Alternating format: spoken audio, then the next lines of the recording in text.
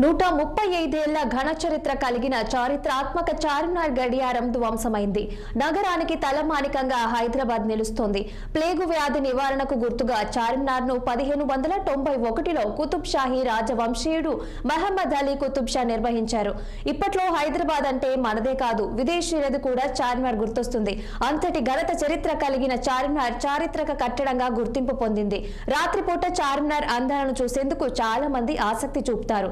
వారాంతాల్లో చార్మినార్ అందాలను చూసేందుకు, షాపింగ్ చేసేందుకు చాలా మంది వస్తారు. అయితే మహమ్మద్ కులీ కుతుబ్ షా నిర్మించాక దానిని 1889లో చార్మినార్కు 4 వైపులా గడియారాలను ఏర్పాటు చేశారు.